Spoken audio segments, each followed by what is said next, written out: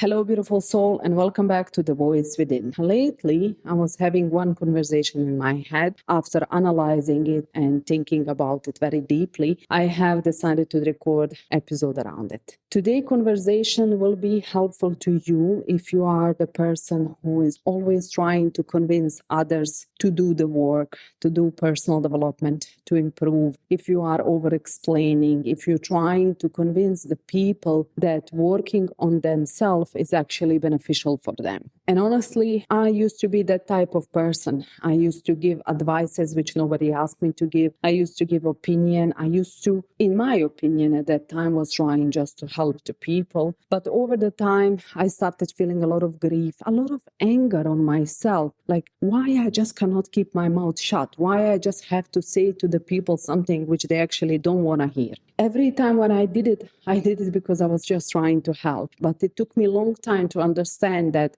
we cannot help somebody who didn't ask for help. We cannot change people. We can only use the knowledge we gather and work we do on ourselves, use it on ourselves. We cannot convince and push people to do the same work if they don't choose it by themselves. So the question which was running lately in my mind is why some people choose personal development by themselves. They take initiative and they go on their journey of self-discovery, and why some people are rejecting it so strongly. I think that the people who choose personal development, who take initiative to do the work, are usually the people who are empathic, the people who are people pleaser, overthinkers, over-explainers, those who carry emotional costs of behavior of other people, those who felt on their own skin how it can be damaging when people are behaving without awareness. So let's say it simply, people who choose personal development are the people who are choosing it because they want to protect themselves. And usually these people, when they go on the journey of personal development, they start with the narrative, what's wrong with me?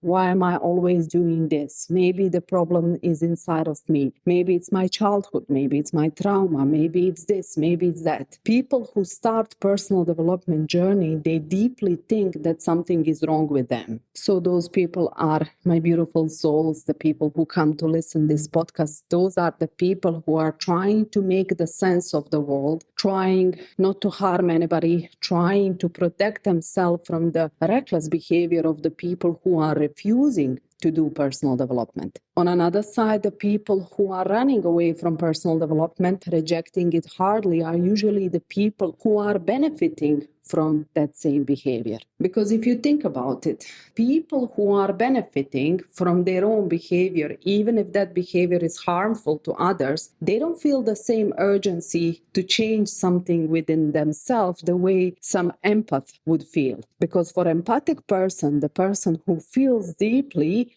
that person is affected by behavior of others. So they feel urgency to protect themselves. On another side, the people who refuse to do it are actually the people, like I said, who are benefiting from staying exactly where they are. If we take it one simple example, if you are empathic and somebody is rude to you, you feel urgency to learn how to set boundaries, to protect yourself, to understand why am I allowing this behavior in my presence. While on another side, the person who is rude, why would they change that? That kind of behavior is giving them benefit, it's giving them power, it's giving them ability to kind of feel important in the moment, even if that behavior is harmful to another person. Now, let me be clear. A lot of behavior that the people do, sometimes they are aware of it, sometimes it's just reflex. Sometimes they are not aware of it. It's kind of behavior that they adopted through all their life. They are trained through all their life to behave that way. It gave them results. It gave them benefit. And they don't want to question it. Neither they want to change it. Why? Because if they start questioning it, if they start looking deeper into their own behavior, they will feel enormous level of shame. Because it's not easy to realize I was doing something which was harmful to other people. While on another side, the empaths, the people who feel deeply, they usually don't do harm to other people. They usually are trying to protect themselves from the harm. So when they go into personal development, it's easier for them to face themselves. It's easier easier for them to kind of reflect and understand, okay, I am not that much bad. I just didn't know, for example, to set boundaries. For the person who is empathic, you can feel like you are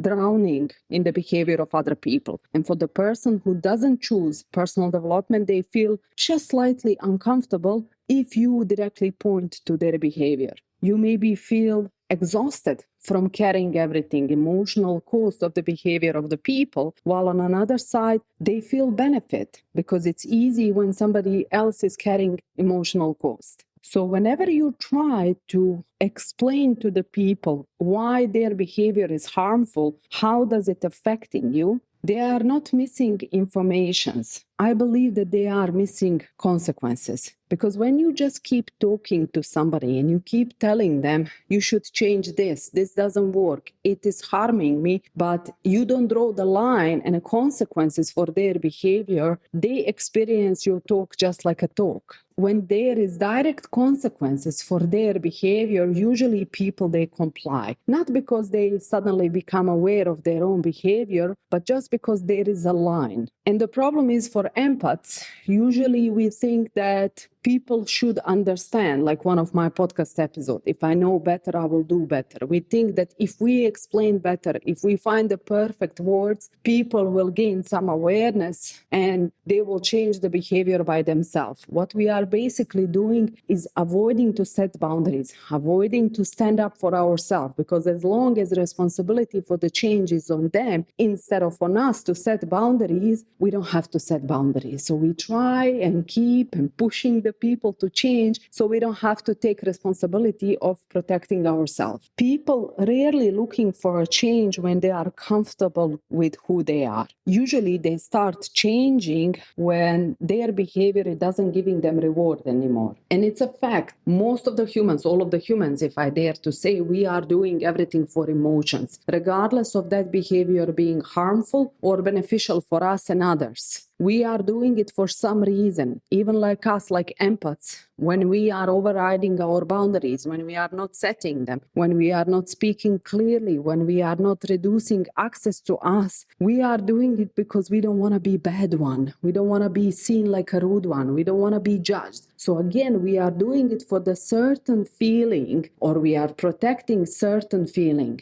Same goes for the people who are refusing personal development. Whatever they are doing, even if it's harmful for another person, that same behavior is giving them some benefit. Some people, they change when they develop self-awareness. Some people, they change when they realize they really hurted somebody they love. But unfortunately, many people change only when they feel consequences. Because if you think about it, just put it in the simple example. Let's say somebody is disrespectful to you and you stand in front of them and you tell them, okay, this what you do is disrespectful to me. Usually what person will do is try to defend themselves, because anything opposite from that would be, yes, I was disrespectful to you, I'm sorry, it will not be repeated again. That sentence takes a lot of self-awareness, a lot of bravery, a lot of metabolized shame, a lot of discomfort tolerance. And usually people are not ready to go there by themselves. Usually what forces them to go there is the consequences of their own behavior. When their own behavior doesn't giving them reward like before, so they are forced to do and choose something differently. So if anything, this podcast episode is about you giving yourself permission to protect yourself with the knowledge you have, with the awareness you build it inside of yourself, with the work you do, instead of trying to convince people to change so it's easier for you.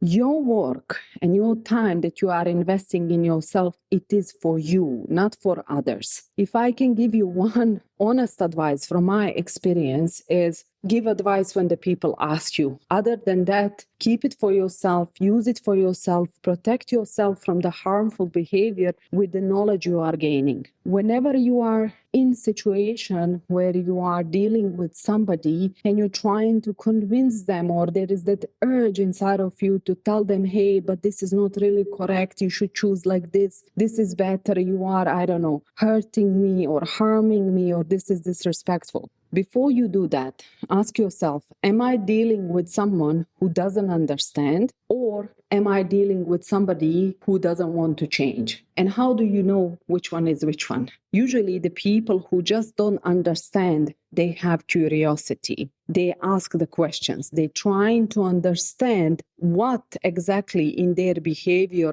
harmed you so they can improve their behavior. People who refuse to change are usually the people who really don't care what exactly did they do. They're always trying to find excuses to continue their behavior. It's like they're kind of trying to make you feel like you are the problem for even bringing the thing in the first place. Also, my advice for you is watch for the patterns. Does this behavior is repeating in similar or same function? If somebody is continuously repeating certain behavior, now it's not anymore, oops, one case. It's something which you have been tolerating longer than you should. And that's not the place where you need to convince and explain more. This is the place where you need to draw the line and protect yourself. Because sometimes we think it's not a big deal. Somebody just said something to me, or I don't know, somebody was rude, or they said something. I will just, turn my head. I will just, ignore it. But honestly, it takes huge amount of mental control to be able to do that. Even if you are able to do that, still it doesn't mean that the people will stop doing the same thing. They have to experience consequences for their behavior so they actually stop. So you have to start protecting your nervous system from people who are not aware of their own behavior. So if the person is asking you what exactly in their behavior is harming you, in that case, explanation